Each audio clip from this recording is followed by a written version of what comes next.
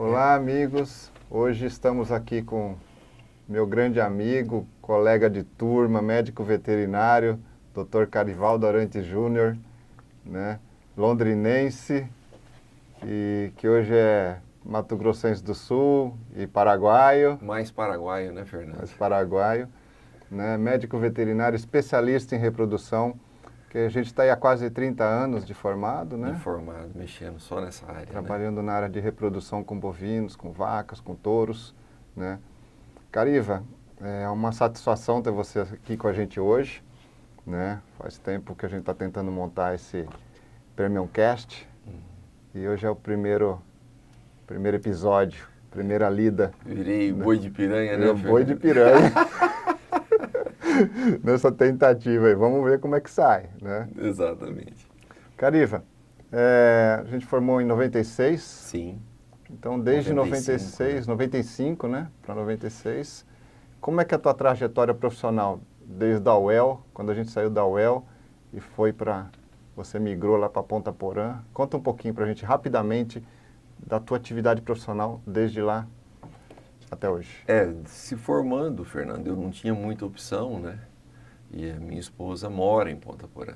Então, eu sempre tive muita vontade de mexer com grandes animais, principalmente na área de bovinos. E montei no ônibus e cheguei lá. As coisas foram acontecendo, né? E graças a Deus a gente está muito satisfeito hoje, bem realizado.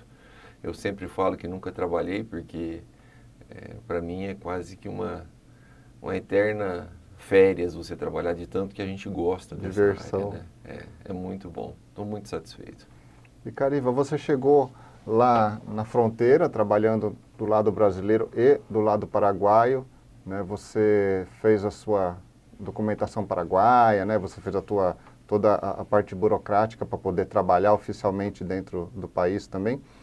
E o que você notou de diferente? O que você pôde levar de novidade? Como é que foi esse início de trabalho no Paraguai?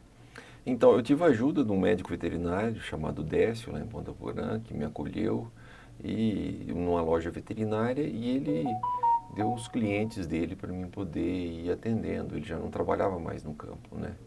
No início, o trabalho nosso se resumia praticamente a diagnóstico de gestação. Em 95 não tinha ainda ultrassom, tinha, mas eram poucas pessoas que trabalhavam, né? Então era manejo reprodutivo, inseminação observando o cio, né, a cavalo e alguma coisa de planejamento nas fazendas.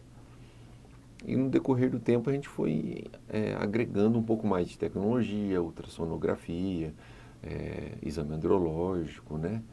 E as coisas foram acontecendo. Até que chegou o advento da IATF, isso facilitou demais, foi um grande pulo em termos. Eu acho que a ferramenta que mais deu lucro para o pecuarista é a inseminação em tempo fixo, não é nem fertilização in vitro, transplante de embrião, não. Porque ela tem um caráter mais, vamos dizer assim, de escala, né?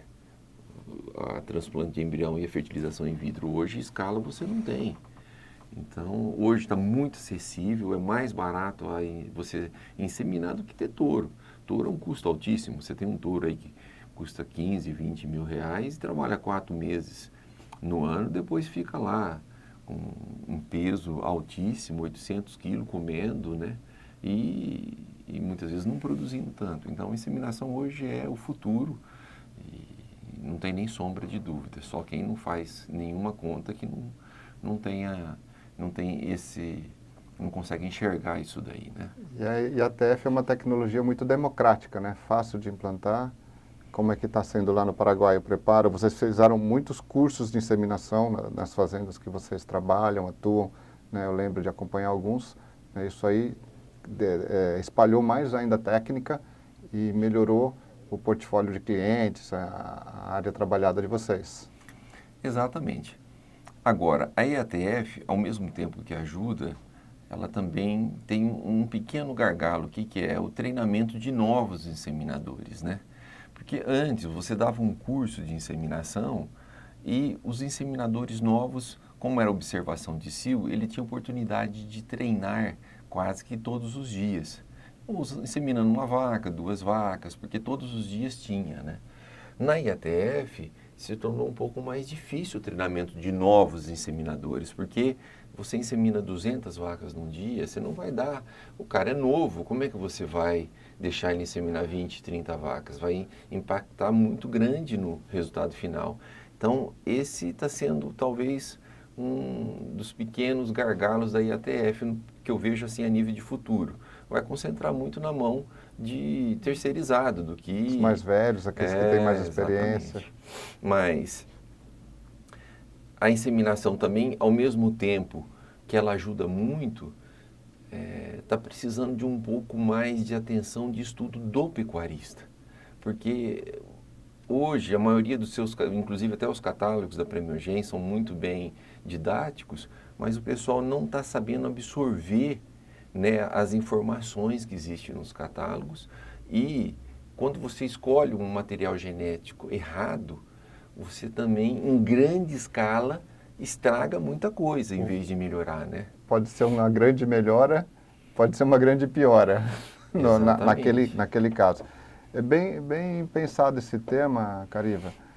Ontem a gente estava conversando sobre esse trabalho de ATF, resultados, e você tocou no assunto um case que você teve recente, né, em uma propriedade, trabalhando com novilhas, né, com nulíparas, e que é super importante, né, a gente tem que ter a reposição, né, reposição de matrizes, 10%, 20%, seja lá o crescimento de rebanho, né, e aí você tocou nesse assunto da importância das avaliações de escolha de touros para o caso específico que é aquele trabalho, e você entrou no case dessas novilhas, dessas nulíparas, que você foi fazer a inseminação e notou um detalhe. Conta pra gente, Cariva, o que aconteceu, né?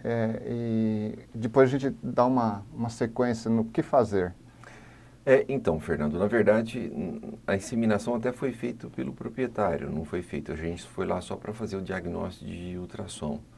E o mesmo sêmen que nas vacas multíparas deu 62% de prenhez, ou seja, todo o processo dele de aplicação de medicamento, de inseminador, o cara tinha bastante excelência. Aí entrou umas novilhas, que eram novilhas de 24 e novilhas que a gente fala de precoce, né, que está com 16, 17, 18 meses de idade. E o estado corporal e a caracterização racial me impressionou a beleza Eram dos lindas as animais. novilhas que você mostrou, hein? Maravilhosas, Compridas, maravilhosas. fortes. Só que quando fez o diagnóstico de gestação, deu 32% de prenhez. É baixo. Novilhas de 350 a 400 quilos. E tanto no lote adulto como no lote precoce. Então, isso é uma tomada de decisão. Aí ele me falou o pai das novilhas. E nós fomos buscar, né, se tinha alguns números em relação a esse pai. E os números deles eram extremamente negativos.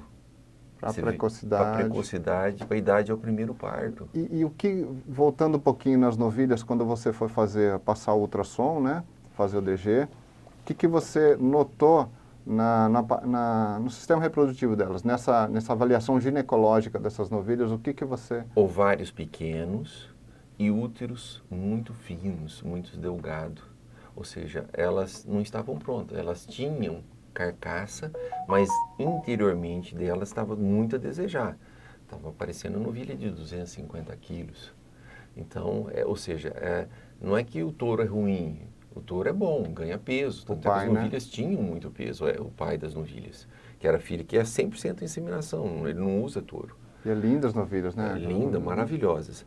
Mas, infelizmente, ele escolheu o touro só pelo fenótipo e não deu muita importância nos números dos touros. E aí ele demorou, que praticamente são 9 meses de gestação, mas 14 a 24 meses, são quase 3 anos, né, Fernando?